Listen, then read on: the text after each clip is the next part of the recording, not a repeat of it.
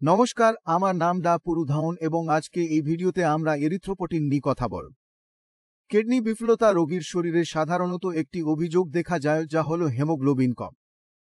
এখন কেন হিমোগ্লোবিন কমে যাচ্ছে, কেন রক্তের অভাব হচ্ছে, এটা বুঝতে পারলে এর চিকিৎসাও আমরা বুঝতে শুরু করব।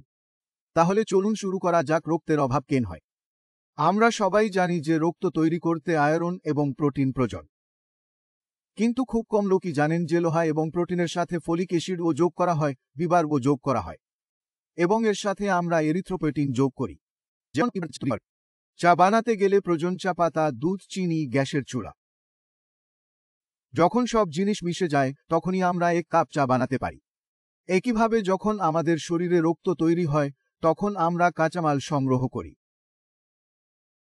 তারপর আমাদের কিডনিতে এরিথ্রোপোটিন নামক হরমোন উদ্ভূত হয়। এটি সবকিছু যোগ করে আমাদের রক্ত তৈরি করে। তাই যদি কিডনি বিফল হয় তবে রোগীর কিডনি ধ্বংস হচ্ছে। এখন কিডনি বিফলতার কারণে রক্ত দূষিত হচ্ছে, ক্রিটিনিনও জমে যাচ্ছে, ইউরিয়া জমছে, এবং এই এরিথ্রোপোটিন হরমোন বের হচ্ছে না বা খুব কম বের হচ্ছে। সবই আছে শরীরে। প্রোটিন, আয়রন, ফলিক অ্যাসিড এবং বিবার সবই আছে, সবই চলছে, কিন্তু এখনও রক্ত তৈরি হচ্ছে না। তাই এই অভাবটি পূরণ করতে আমাদের একমাত্র উপায় আছে। কিডনি হরমোন তৈরি করে, যা শরীরে না তৈরি হচ্ছে।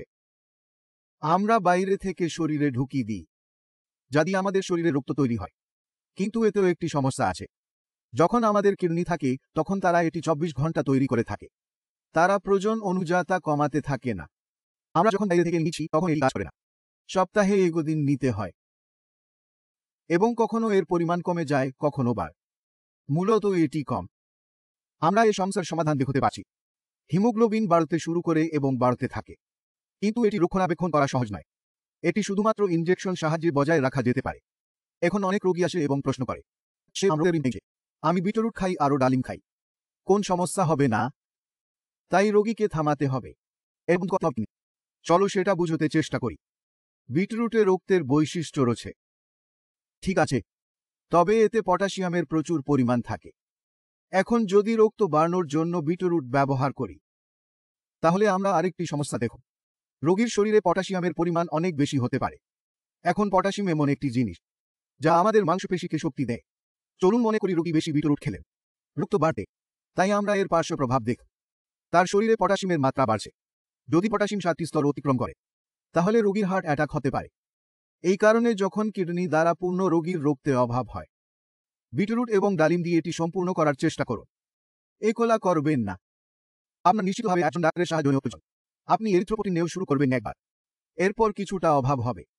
অন্যান্য খাবার সাপ্লিমেন্ট দিয়েও সম্পূর্ণ করতে পারি, তবে প্রথমে আমাদের এরিথ্রোপোটিন সম্পূর্ণ করতে হবে।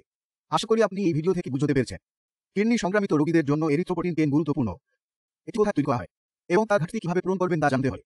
তবে যদি আপনার মনে কোন সন্দেহ থাকে তবে ডাক্তাররাও করব। আমি আছি এবং এটা দিই। আজ আমি আপনাদের সঙ্গে এগিয়ে যেতে চাই। পরবর্তী ভিডিওতে দেখা হবে। ততক্ষণ ফিরে আসবে।